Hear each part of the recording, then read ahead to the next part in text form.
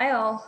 Today we're going to review storage and delivery of medical gases. These are the learning objectives, so make sure that these are the same as what you see in Canvas or in your syllabi. When students ask for a study guide, well, the learning objectives are your study guide, so that's what you should be using to prepare for your tests and everything. So we don't provide you with additional one. This is your study guides, just so you know. Okay, so make sure that they're the same. They should be pretty similar, but if not, we'll just use both of them. But they should be the same. Okay, so gas cylinders are used to store and ship compressed or liquid gases. So we do have oxygen that we have to deliver to patients in the hospital. Or in the home setting or in a subacute setting, which, you know, like long-term care facilities. So all these different medical facilities will have oxygen. And so in order for us to deliver it, we have to have a way to transport it from one location to another and a way to deliver it to the patient. And so generally speaking, in a hospital setting, they will have like bulk oxygen supply systems, which are huge systems that have tons of oxygen. And you can learn about those in your textbook. And then we also have gas cylinders of different sizes that we can use to fill those up with oxygen or with air or whatever type of gas it might be. So we have like helium, nitric oxide, oxygen, just regular medical air, carbon dioxide, like all different types of gases. And those are also in your textbook, so you can read up on those. This is an example of a cylinder right here. So it's like you can see it went carbon steel cylinder, or then there's also different types of steel that's used. So on the PowerPoint here, you can see here that they have two different types of a 3A or a 3AA, and that's just the different types of how they're made. And these are classified and checked out by the Department of Transportation or the DOT.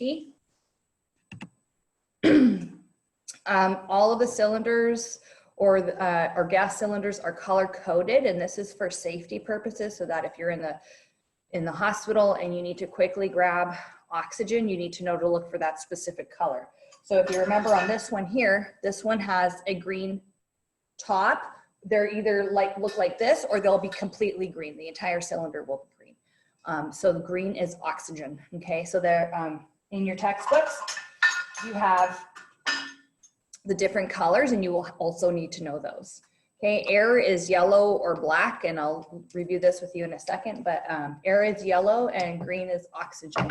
And this is to make sure that you pick the correct gas, and you also connect the patient to the correct gas source. So you want to avoid any type of mistakes or dangerous situations.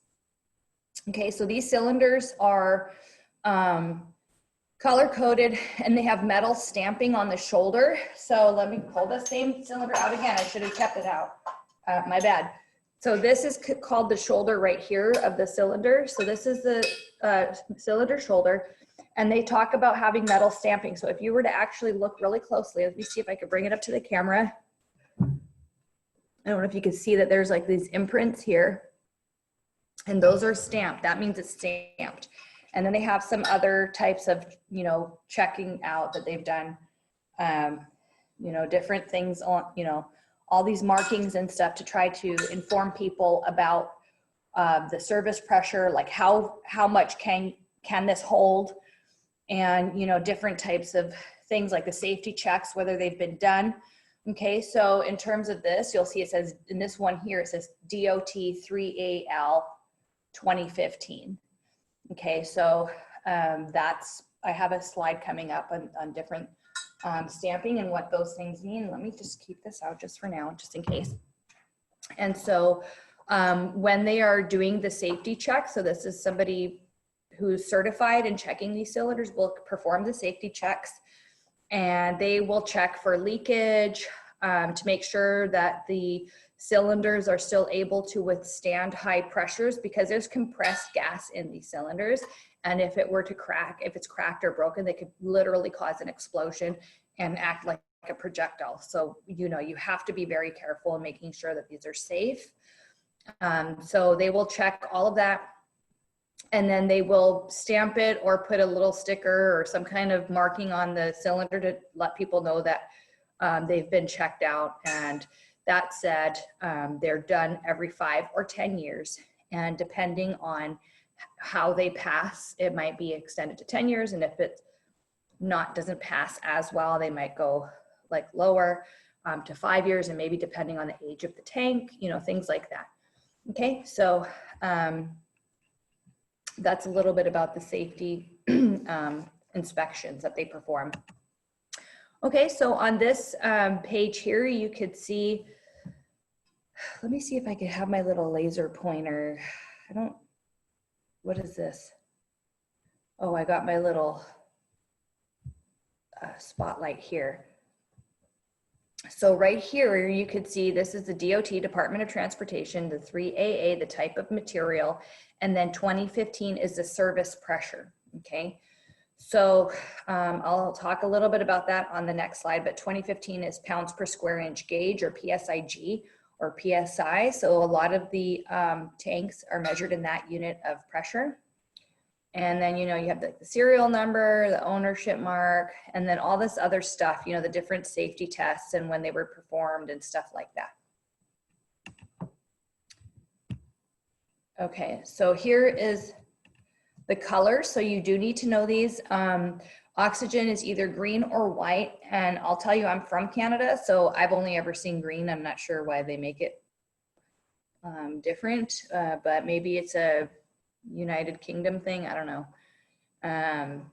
So anyway, you have to know them though, any color, whatever, it doesn't matter, because maybe you might come across a tank that somehow is a different color. So I've seen air be yellow or black.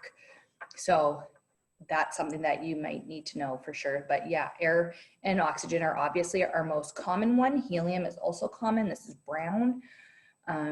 Heliox, a helium oxygen mixture, brown green, brown white. So you need to know all of these different colors, okay? Here are the different sizes. So we have an H size tank all the way down to a AA. And what I'm holding here is an E size tank, okay? And let me show you if I can pause the recording. I'm gonna try to pause. We do have an H tank in the lab, and let me see if I can show it to you. So let me go see and pause. Okay, so this is, I'm back. Let's see. This is an H size tank right here.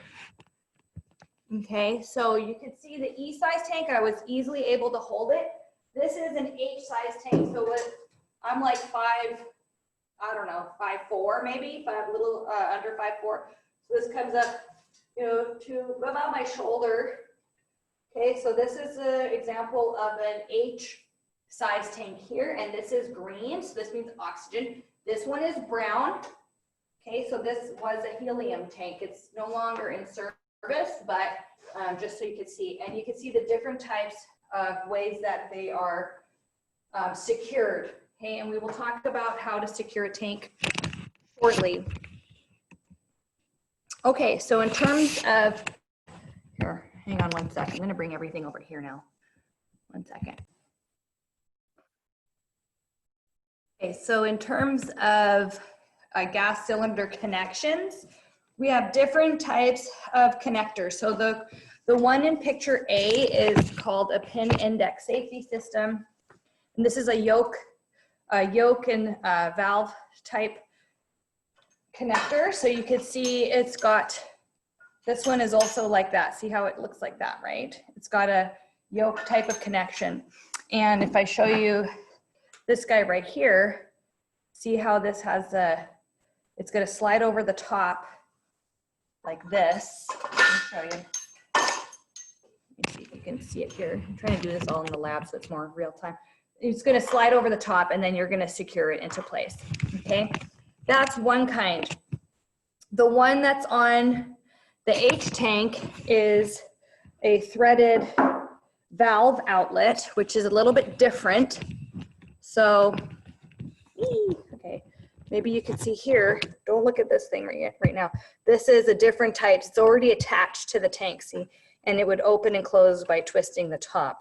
So, and then on this one, it's a threaded valve outlet. You can secure it by twisting the piece on or off. Okay, this is your regulator, and we'll talk about that in a second.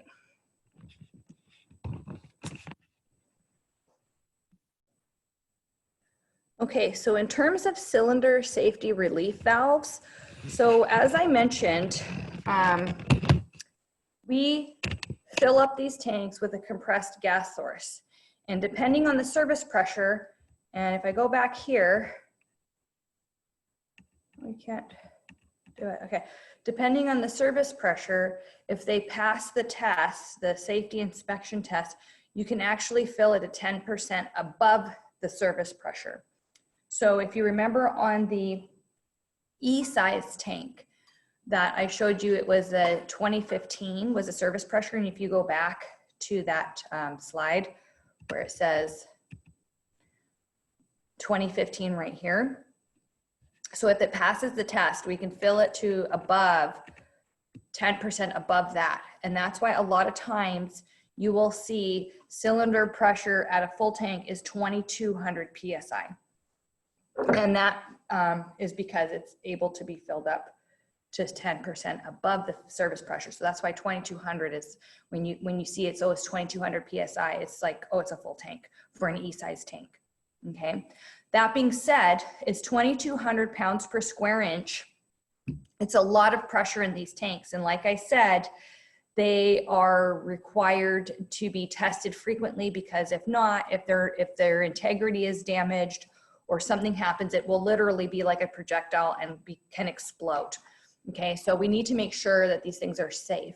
And so internally inside these tanks, they have pressure relief valves or safety relief valves to open up, and that will allow gas to vent out into the atmosphere to prevent the tank from essentially like exploding. So like if the pressure becomes too high for whatever reason, like it heats up too much or whatever, it will need to have a way to escape, for gas to escape to prevent it from exploding. Okay. So the basic designs that we have are called and you need to know these, the frangible disc or fusible plug or a spring-loaded valve. Let me go and explain those a little bit. I thought I had those, thought I had a slide on that. So anyway, but you know, you can see here, they kind of explain themselves. So the frangible disc is a little disc that's designed to break at a specific temperature. So if the temperature inside the tank gets too high for whatever reason, it's filled too much, it's filled up too high, or maybe it's that's why they need to also be stored in a cool, dry area, because if it gets heated up, you know, as gas warms, it moves more, the particles move more, and so they will create more pressure as they're expanding and moving more quickly.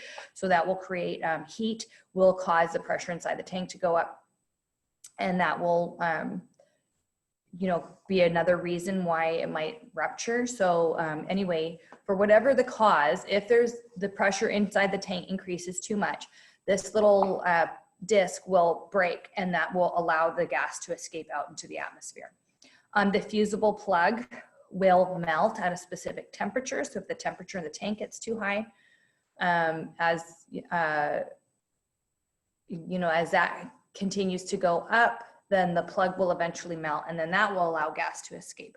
And then a spring-loaded valve is a little spring that's set to a specific pressure, and if the pressure increases, it will push on the spring, and then the spring will go up and then allow gas to vent out until that safe temperature is reached, and then it will close back down. Okay, so okay, here's the slide that I was referring to earlier. In terms of the compressed gases, if it passes the test, then the gas cylinders can be filled in 10% above, and that's where, again, that 2200 PSI number comes from. Okay, so moving on, Estimating the duration of gas flow, so you have to know this and be able to calculate it. So let's say, for example, you are about to transport a patient. We do a lot of transports in the hospital. So we're going to transport a patient, and a lot of respiratory patients are on some type of oxygen. And so we are going from point A to point B, and we grab a tank, and let's say the tank has, 1,000 PSI. So it's not full. Remember, an E-size tank anyway, at full capacity would be about 2,200 PSI. And we need to go, and we expect that the trip is going to take, 20 minutes, let's say. So I need to know, as the RT, am I going to have enough gas in this tank? Because what would be a disaster is if you run out of oxygen when you're halfway through your transport. Okay, so it'd be a disaster. So you can actually calculate, like, how long will this tank last? Let's say if my patient's on 3 liters per minute of gas flow and I have this much pressure, I can actually calculate it out. Okay, so there's a couple of different cylinder factors that you can just memorize. And let me see if I have it. I don't have it. It's the numbers you need to know are 3.14 and 0.28.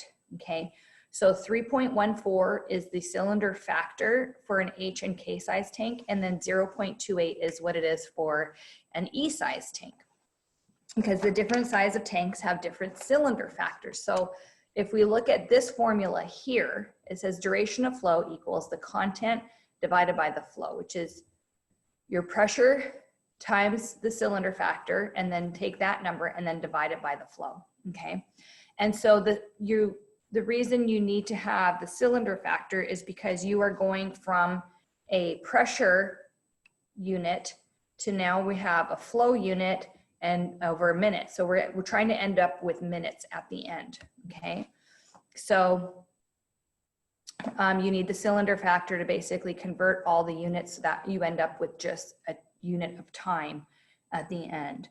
Okay, so that's how you perform the calculation. This particular formula up here is a cylinder factor, and you can actually calculate the cylinder factor if you want to. I say it's just easier to memorize the cylinder factor numbers, and that's pretty simple because primarily in the hospital, the most common tanks you're going to come across are the E-size tank, which I showed you, and the H or the K-size tank. And so you basically just need to know 2 numbers. Okay, so if you were trying to figure out the duration of flow, it's going to be your pressure in your tank, which you get off of the manometer, because we hook up a little regulator to, and I'm going to talk about those shortly.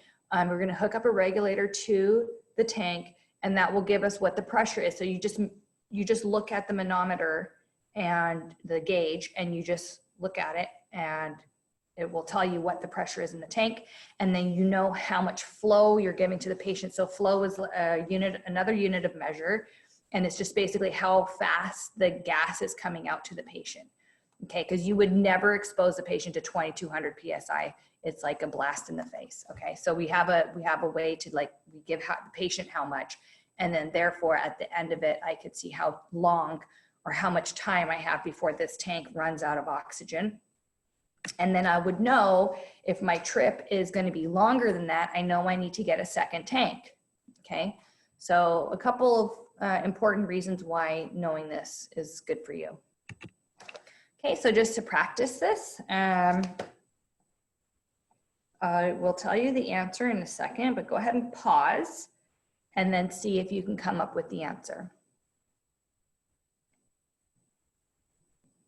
Okay, so it says, what's the duration of flow for an E-cylinder 1500 PSIG that's running at 5 liters per minute? So the first thing I need to do is take my pressure and multiply it by my cylinder factor. And this is an E-cylinder, so it's 0.28. Okay, and so I'm going to take that number. So 1500 times 0.28 equals 420. And then I'm going to divide that by 5. And then I have 84 minutes. Okay, and so I took that and I divided that by 60. And so I get 1.4 hours. The other thing you can do is, if it will give you like, 1 hour and, let's say in another example, your options are, you know, it's going to give me 1 hour and 32 minutes or 2 hours and 6 minutes, you know, then you have to be able to convert those as well. Okay, so be able to know how to calculate and find both of those types of answers. Okay, so in terms of storage, so we've talked about what is a gas cylinder. We've talked about the colors, and we talked about how they prevent themselves from blowing up. And we talked about how will we find out if we can use this on a transport. Now in terms of some more safety stuff, in terms of storage, they have to be stored safely because these are all under compressed gas source. You can't just leave them like laying around, okay? So one, again, it has to be stored in a cool, dry area.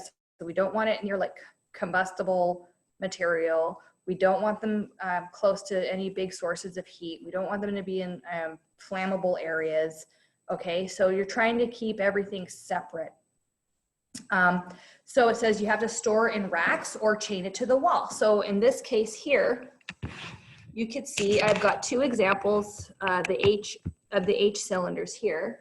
If I take this guy out of the way here, you can see that I have this one on like a crate, and then I can move it around like this, okay?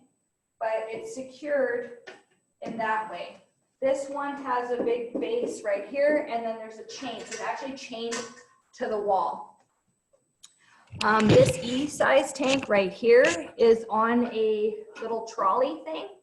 And so this is another way that it could be stored. But you can see here that there's like a whole thing to keep it secured into space, in its space. And I have a little connector here that I can tighten it or loosen it to prevent it from, you know, jingling around in there. And then finally, if I show you over here, you're going to go on a little tour. Okay, well, here's a tour of the lab. Let's check it out.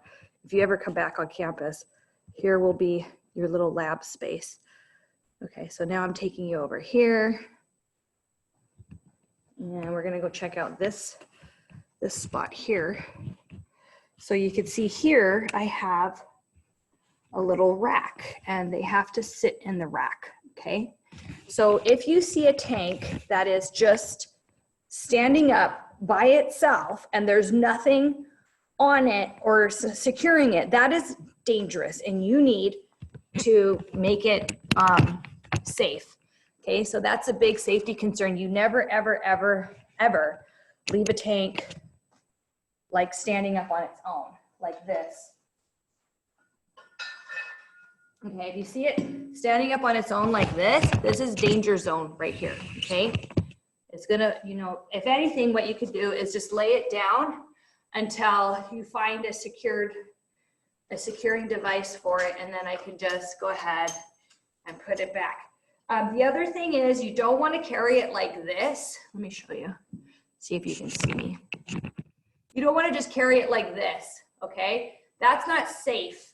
You have to have one hand supporting the top and one supporting the bottom like this. You cannot carry it just like whatever, willy-nilly, okay? So in case something happens and the valve, like the stem part, something happens, you know, that's gonna be a big risk. So you have to have both, one hand securing the top and the bottom. If you are using the H cylinder, let me see if I can, okay, it should be secured like this. The other way you can do it is if you do not have this, I can,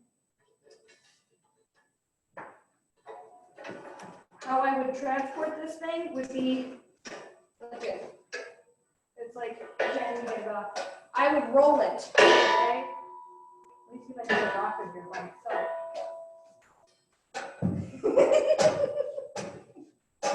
Okay, blooper. It's a blooper. See, I won't even do it. But how you would do it is you would just, if I could get it off of this thing, I would roll it off. If I can't even roll it. I can't even roll it. Okay, so you would roll it both. I'm not redoing a video for that. I'm not even gonna. Okay, but anyway, you would actually have to try to like roll it, like not like a tire, but like you would roll it like you would brace it on the top, lean it down and brace it, and then kind of just roll it to wherever you're trying to go. I'm not gonna do a new video. Okay. Okay, so anyway, the other thing is they all should have caps. So when you're not using them, they need to have a cap. Like this one here has a cap, okay? And that's again to protect the stem that's in there. Keep the cap on when it's not in use. Obviously, there's gonna be a no smoking sign. I don't think we have that issue anymore. Store the liquid containers in cool ventilated areas if it's liquid oxygen. And then what I will show you is this piece here.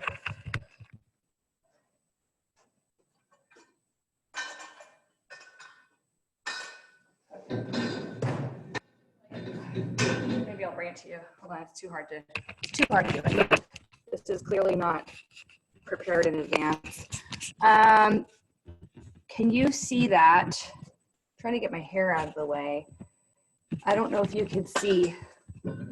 This guy here has a little cap. This is a different type of cap, but it's another little cap to try to prevent dust and things from getting inside the cylinder. Okay,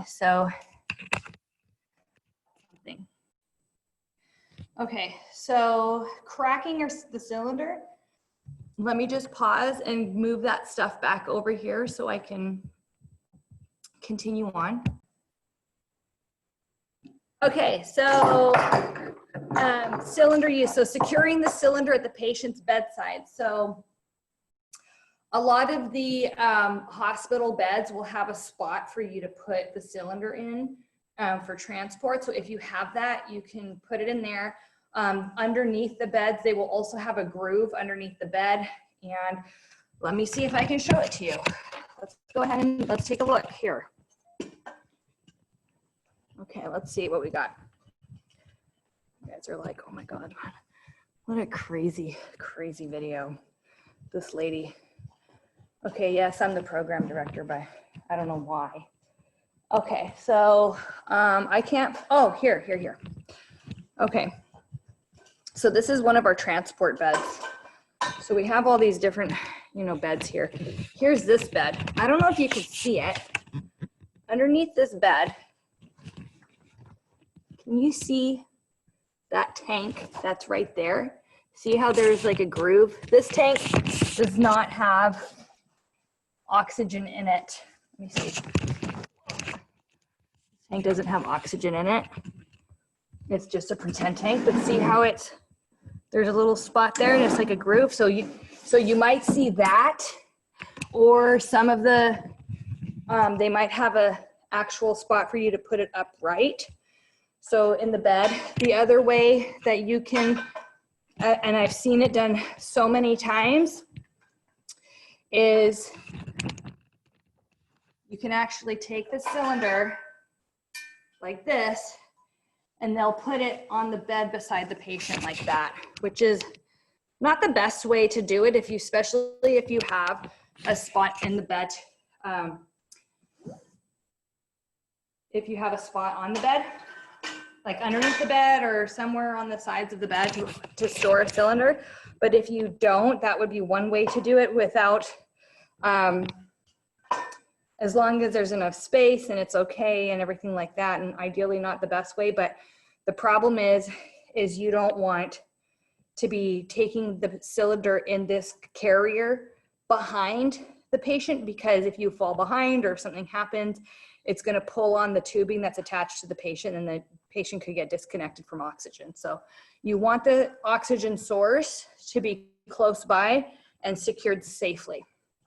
Okay, so now let's talk a little bit about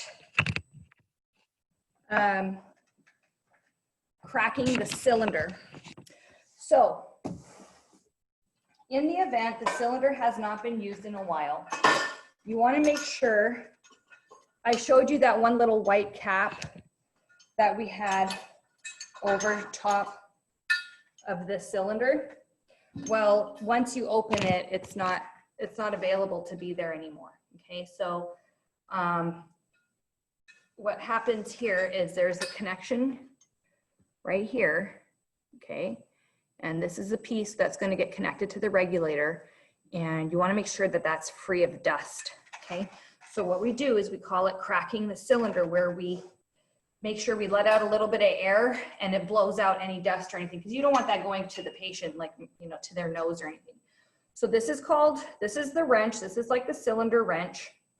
And there's these holes right here, and they actually are designed to fit right on top of this stem. And it's righty-tighty, lefty-loosey, okay? So when you're basically turning on the cylinder or opening the cylinder, you have to turn it on this way and then close it the other way, okay? So I'm gonna go ahead and open it, and you're gonna hear a big sound, and that's cracking the cylinder to let the air escape. And so it's very noisy. Okay, that's how it would sound. So you have to, if you do it right near a patient, you would have to tell them like, hey, big noise coming up, okay? And that's cracking the cylinder. Okay, and then once you've done that, you can then attach the regulator. Okay, when you're attaching the regulator, there's different safety systems. Okay, so we have the American Standard Safety System, and that's the large cylinder, and that's the threaded valve one. Let me show you. Going for another walk along in the lab. I feel like there's a long delay here with my video. Okay. So this is an example of the ASS connection. This is the thread. The threads are different sizes, and so it's difficult. You can't really thread on another incorrect regulator to this source, okay? So that's the American Standard Safety System. So it's basically trying to prevent accidental misconnection. So the point being, you do not want to connect air regulator to an oxygen outlet or whatnot, okay? Because again, because of the color, when people just see the color, they could think that it's one gas or not. So we've had reports of people getting hooked up to the wrong gas, and that could be a disaster. And people, when they need the oxygen, they need the oxygen. They don't need air, they don't need carbon dioxide, they don't need helium, they need oxygen. And if they don't get it, they could die. So you have to make sure that you are connecting the correct gas. The diameter index safety system, that's, as the name suggests, this is more for low flow out gas sources or low pressure gas sources. And it's to prevent you, again, from connecting to the wrong type of gas. So if you look here, this is an example of an air and oxygen diameter index safety system. So you can see that the air diameter is longer or bigger than the oxygen one. So I can't connect the oxygen to the air, like it just will not connect, okay? And vice versa. So this one I just can't even connect it. Again, because if I'm looking and I'm the healthcare provider and I'm like, okay, I'm looking at this or at this, I'm thinking, oh, my patient's connected to oxygen, good. But let's say this was accidentally connected to air, they wouldn't be getting the oxygen. So it's super critical. And people only see the color, especially in a panic mode. Respiratory, we respond to all sorts of emergencies all the time. And so when things are high pressure, intense, like you're not sitting there double checking like that, you're trusting the color, okay? So in a pinch and in an emergency, you're not sitting there, you don't have time to check all these different things. So you have to make sure that you're connected. And so these are some trying to be foolproof in terms of being unable to connect different ways. Okay, so these are found at wall outlets, are found at with some of these tanks. And if I show you what a connection might look like at the wall, let's go for yet another walk. And let's see if this is a pretend hospital wall outlet. So in a hospital room, see, you can see that there's green and yellow for oxygen and air. And so when you're hooked up to here, you're trusting that you're hooked up to oxygen, okay? So if I saw this and it was connected to this, like, let's see if I can make this happen.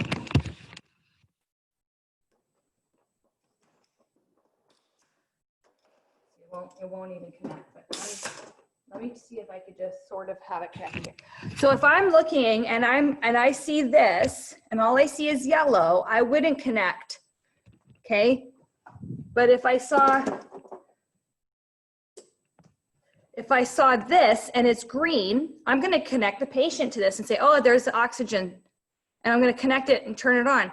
But look, it's actually air and the patient wouldn't be getting oxygen. So they prevent these things from you being able to actually connect. I wasn't actually able to connect to this. But, you know, if you could, it could be very disastrous. Okay. So that's that part. Okay. That's another photo of the American Safety Standard System. And then we have the PIN index safety system, which those were actually a version of that. Here's another version. So this is the regulator, and this is the one that I wanted to show you. And that's why I kept coming back here, because I wanted to show you how to connect it to the cylinder here. So in here, you can see that there's 2 pins, and then here's the connector piece, and then here's the 2 pins. So it's like a lock and key type of system. In here, you can see there's the other piece, and then there's the 2 pins. So what I'm going to do is I'm going to attach the regulator onto here, and these pins should line up just like a lock and a key, okay? And so they have specific, each type of gas has specific pin and hole positions for the different types of gas. And so that helps you to make sure that you're connecting to the correct gas source. If it wasn't the correct gas connection, you're not supposed to be able to connect to it because they're all in different spots. So what I'm gonna do is, again, this is a yoke type of connection. I'm gonna put it on top, and I'm gonna line up those little pins to those pinholes, and then I'm going to just secure it into place like this. Okay, so they fit, and then if it doesn't fit, it won't sit right, and you won't be able to connect. Okay, so that's a pin index safety system, very important. Okay, diameter index safety system, very important. And then we had the American Safety Standard System, which was on each tank, very important. Okay, here's another picture of what I just showed you. Here's a picture of what I just showed you. Okay, and then so in terms of regulating the gas pressure and the gas flow, so a reducing valve, okay, this is a regulator right here. We have a reducing valve and a flow meter, okay, and a regulator is a combination of both. So a reducing valve is something that you put on the tank to bring it down to a usable working level. So again, remember in this particular tank, in an E-size tank, the top pressure, or the pressure of a full tank, is 2,200 PSIG or PSI. So 2,200 pounds per square inch of pressure. That's a lot of pressure. And when I cracked the cylinder, you heard it was like, right? It was a lot of gas. You're not going to directly hook that up to the patient. You're going to be like, you know, into their face. This is going to be like a big slap in the face. That's a lot of pressure. So we have to reduce the pressure from what's in the tank to a usable, like, working pressure that we can work with. Okay, and that's what a reducing valve does. Okay, so it reduces the pressure, just like the name suggests. It reduces the pressure to a usable level. The pressure that's coming out of those wall outlets, or what's considered a working pressure, is 50 pounds per square inch. 50 PSI is our working pressure, and a lot of our equipment is based off of 50 PSI. Okay, so you need to know that number. That needs to be completely right in your brain. Okay, so it's 50 PSI. Now, the flow meter is this guy right here. This is a flow meter, and this is used to control flow to the patient. So we would hook this up to the wall, which is at 50 PSI, or hook it up to here, which is at to the regulator or to the tank. That would be 50 PSI. And so the reducing valve would be between the tank, reducing valve, and then the flow meter, which would then be able to manage, you know, provide the specific amount of flow to the patient or how much gas is needed to the patient to whatever their therapeutic level is, okay? So that's what a flow meter does. So this doesn't reduce the pressure, this just regulates the flow that's going to the patient. Okay, so gas flow is measured in liters per minute or liters per second. That's like the units that we use. So it's a liter of gas in how much liters in per 1 minute of time. Okay, so that's like how much or how quickly it's going to the patient.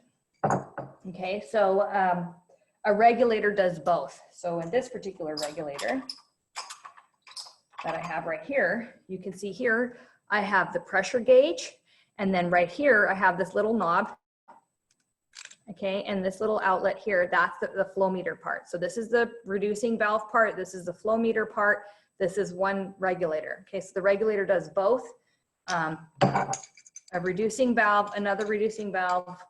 Let me show you.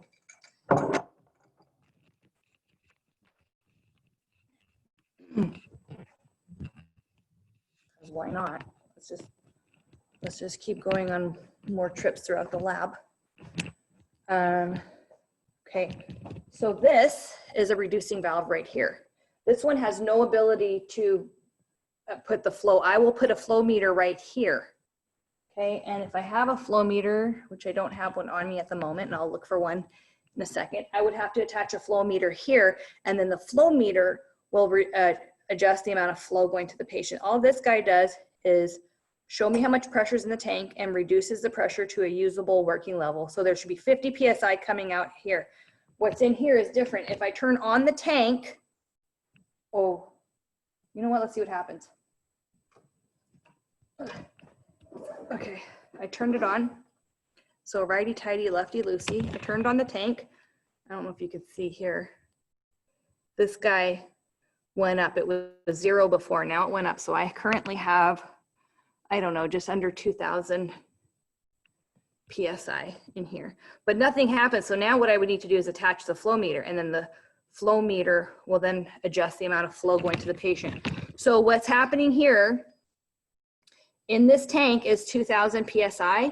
Coming out of here is 50. So this reducing valve has now reduced the pressure to 50 PSI from here, from almost 2,000, okay? So how the heck does it do that?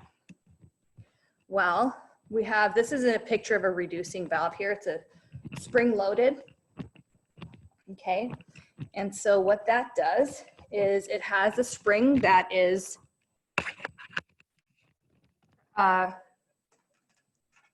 the spring is preset to a specific pressure. And once, let me see if I can get my little laser pointer. Okay, so the spring is set to a certain, oh, look at, wee. Okay, so the spring is set, that's so cool. I get so excited about this kind of stuff. Okay, so this spring is set to 50 PSI. Okay, now I got the different pictures here. So the picture at point A, this is going to, from the tank. Okay, this is the tank gas coming in here. This spring is set to 50 PSI. So above, hang on a second. This, hold on. I gotta make sure that I say this correctly so that I don't want to screw this up. Hang on. Okay, I just paused and make sure. Okay, so I did have it right. Okay, so this spring, this is coming from the cylinder, okay? When you open the cylinder, the gas flows in, okay? And the pressure is read on the gauge, which is what we saw when we looked over there, okay? So this spring is preset. This is a preset reducing valve. This spring is preset to 50 PSI. So if this pressure in this chamber is less than 50, this spring, this diaphragm right here, it will push up and this valve remains open. And so gas flows from the tank into this chamber here, okay? Once this chamber reaches above 50, it's gonna push down on this spring, which will then push down on this valve, and then closing the valve and not allowing more gas to flow in, okay? Gas will be from here and it flows into this chamber here, and then it will flow out here towards the flow meter and then off to the patient. Once this pressure reaches less than 50, this valve, the spring tension is now greater than what's in this chamber, so it'll push up. This valve will reopen up and then more gas will flow in to the chamber until it hits 50 PSI again. So that's why it kind of opens and closes to allow more gas or prevent more gas from flowing into the chamber. So then that way what's going out to the flow meter stays at a relatively constant 50 PSI. Okay, now you have this other chamber right here. This diaphragm is meant to break if this pressure gets too high in here, and then it will break and then gas can just flow out through here and prevent super high pressures. Okay, so that's like your high pressure outlet. Okay, so that's a reducing valve, okay? And you can have preset or adjustable reducing valves, and that one that I just showed you was a preset, which I think is pretty common.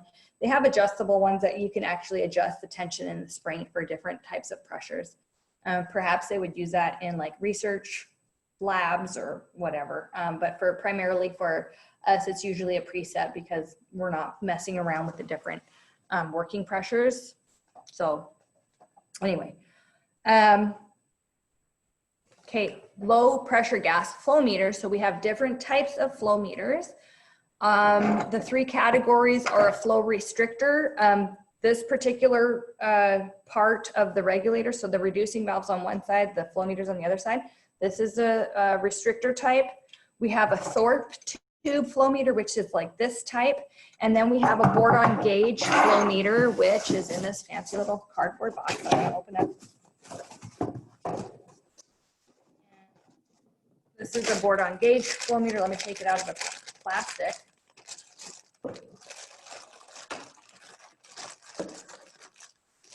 Okay.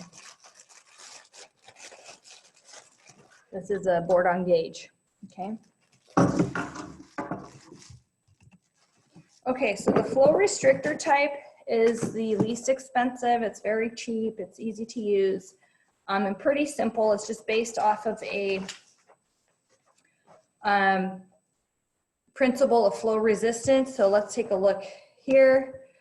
So gas flow can be measured by this formula here. So P1 minus P2 divided by flow equals R. So this is, R is resistance, V is flow. So V with a little dot in the middle is flow. You need to get used to that symbol. We use that a ton. Okay, so you can rearrange that formula to P1 P2 minus P2 over R equals flow, okay? So pressure would be the upstream pressure, which would be the pressure coming from the tank. Downstream pressure would be whatever, like 0 basically going towards the patient, or 50 PSI, whatever. And then flow resistance is the size of the opening, okay? And so the flow restrictor works on, you know, having your a fixed orifice or variable orifice. So you can either open or close that opening size to either increase or decrease the resistance that will then adjust the flow. Okay, so the way it works is you have, you know, your P1 right here, P2 down here, and then here's the orifice. So you either need to change the source gas pressure, so you either need to change P1 or you need to change the size of the orifice or the R, okay? So that's the way that, the two different ways that you could manipulate this principle to increase or decrease the flow, okay? So you have a fixed orifice, or you also have adjustable orifice types. Okay, this is the board on gauge one. So what this one does is it also uses that principle, but what it does is it operates under variable different pressures. So This one is not gravity dependent. So the reason being is, I have a picture, I think, coming up on the next slide. Let me see. I do have a couple of pictures. So I'm going to attach it here. See, this one is air. It's not supposed to be able to connect to the oxygen. And you see how I saw it was yellow? I'm like, I can't attach that. I do have an oxygen boron gauge.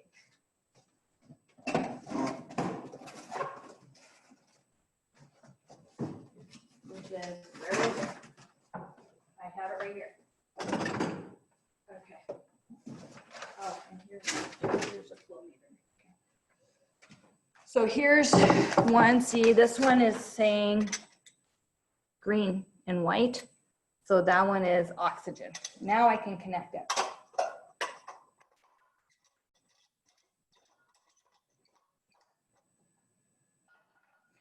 Okay, and then I need my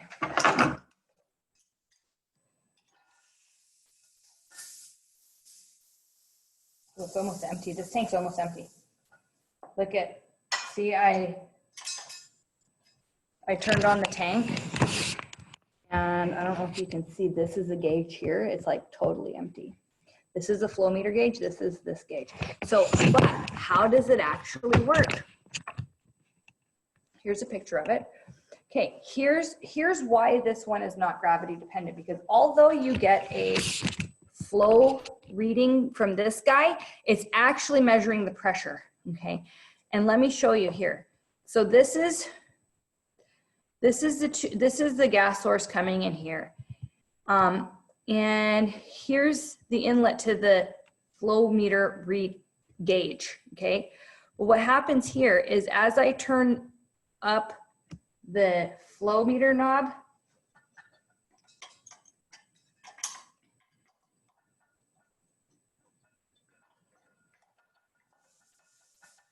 see, it's like totally empty. I don't even know if I can. Okay, I don't know if you can see the gauge moving up or down, but okay, as I increase the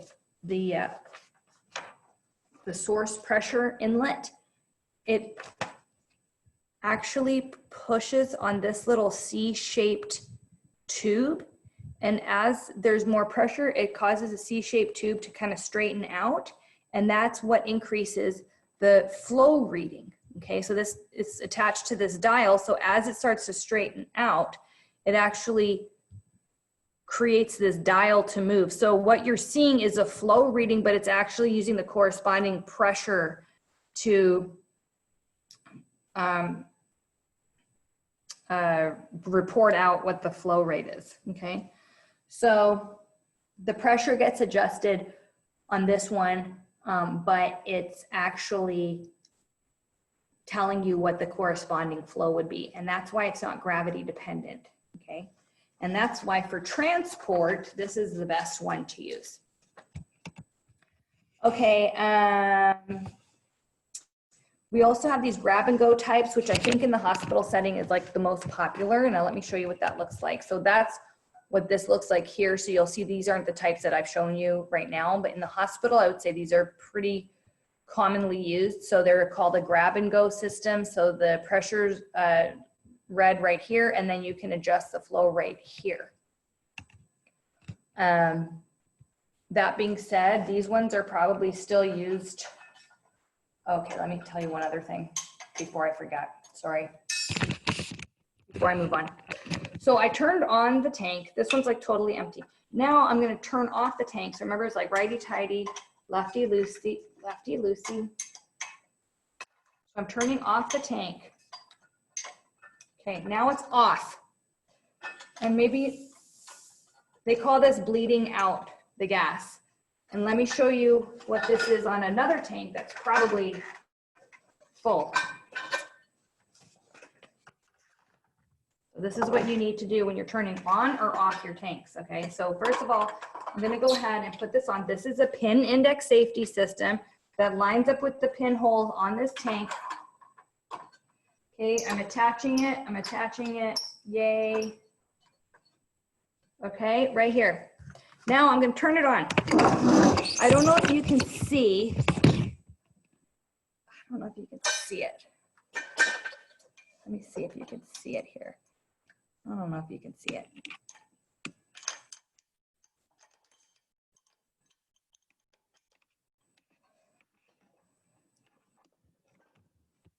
Okay. Okay, here.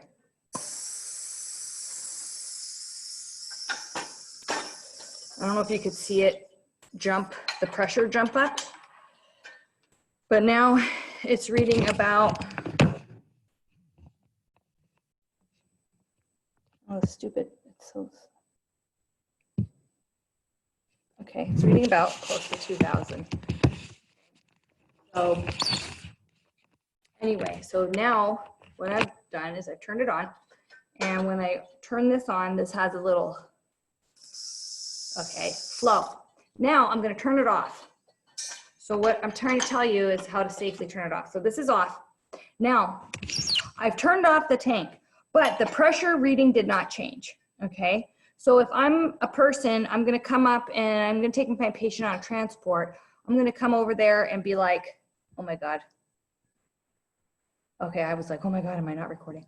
Okay. I'm going to come over there and I'm going to grab it. Hey, great. There's like a lot of pressure. I got a good tank size, whatever. Not knowing that I've actually turned this off. Okay. So what could happen is they're going to turn on the thing and then the tank will bleed out because there's some pressure still left in this regulator. Okay. So we need to bleed out that pressure so that the gauge shows 0. So people know that they have to turn on the tank. So let me go ahead and watch this. You see it dropping. See, now it just bled all the way out, and I don't know if you can see it or not, but now the tank gauge, so frustrating. I can't get the lighting to, I don't know if you can see it. Anyway, it says 0 now. Okay, so you need to bleed out the tanks to make sure that people know the tanks are empty. Okay, so, you know, with these grab and go setups, you don't have to do that as much. I think so maybe that's why people like it a little bit more. That being said, these other types of tanks are still commonly used in a lot of places. So you still have to be able to know how to turn on and off tanks. And so make sure you know about cracking the cylinder, turning them on. And after you turn them off, you need to bleed out all the oxygen so that the gauge goes down to 0 so people know it's not turned on or it's empty. Okay, here's the Thorpe tube flow meter. This uses a variable orifice constant flow. So if I show you on this page here, what happens is, as you can see, this particular diameter or the orifice size goes up. Okay, so as it goes up in here, the size or the diameter orifice size goes up and makes it wider. So inside here, there's a little ball, okay?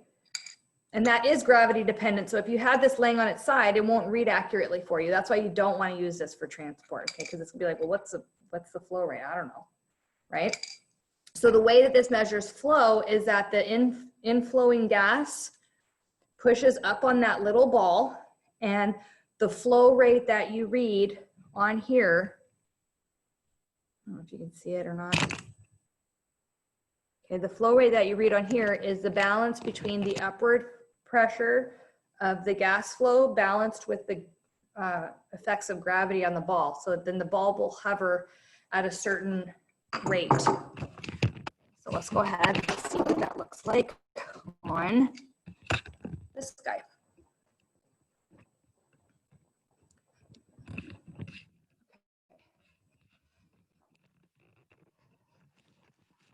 Okay, so let's see here. So this is diameter index safety system.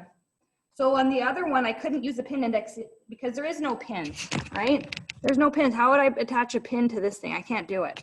So I have to get the correct diameter. I'm going to just go ahead and it just threads, twists it right on. Okay, so you heard something there. I don't think I can hold the, let's see if I can do this at the same time. Watch the ball. Okay, see if you can, you see it bounce? If you saw the ball bounce, that means that this chamber is now pressurized. to 50 PSI, okay? So now what's gonna happen is I threaded that on. I'm gonna turn on the flow. You can start hearing some of the gas flow coming out. And as the flow is going up, you can see this ball is going up higher and higher. Okay. Now, so what that means is the ball, again, so the ball will go drop with the effects of gravity, and then you have the upward force of the gas flowing through, and that will then balance with gravity, and the ball will stay at a certain flow rate, and that's the flow rate that's going to the patient. Okay, so you might be able to see this a little bit better on this one here. I think you can see the gauge right here. Okay, so now I'm going to turn this off. Okay, and now I'm going to bleed out but see the gauge still is reading high. So I'm going to bleed out the oxygen and watch the gauge.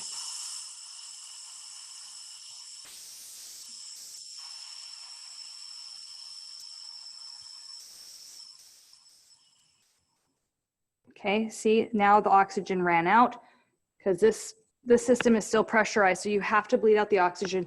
And now you can see my gauge went down to 0. So somebody coming in here would not be confused and thinking that there's gas and pressure in there. So they would be like, oh, I either need to turn the tank on or this tank could possibly be empty. Okay, and so that's how a Thorpe tube flow meter works. And you have pressure compensated or non-pressure compensated Thorpe tubes, and this is just the one that we just saw was pressure compensated because you saw the ball jump, and so that means that that chamber is pressurized to 50 psi. The other, a non-pressure compensated would not have that ball jump, and so what that could mean is just that depending on whether downward pressure is applied, then it could have a false reading. Okay, so I don't see, almost every Thorpe tube I see in the hospital is pressure compensated, and the only time you might not, maybe in the OR or in a laboratory setting. So I don't know if the non-pressure compensated have been largely replaced. Okay, but basically what you need to know for pressure compensated is that that chamber where you would measure the flow is pressurized up to 50 psi, and you can see that when you attach the flow meter, the ball jumps because all of a sudden there's the pressure that goes into that chamber. Okay, so this is just a picture of a difference between pressure compensated and non. Okay, so the last slide here, I think it's the last slide. Patient on nasal cannula needs to be transported, and which one should you recommend? And so basically what you want to recommend is the board-on gauge because it reads a pressure. There's no effects of gravity. I think a flow restrictor would also be okay, but you know, NBRC wants you to answer the board-on gauge, so we're going to go with that. Okay, and I think that's the last slide. Okay, I apologize for having a slightly scattered thing. I tried to come to the lab so that I could actually show you the devices instead of just like talking about the pictures.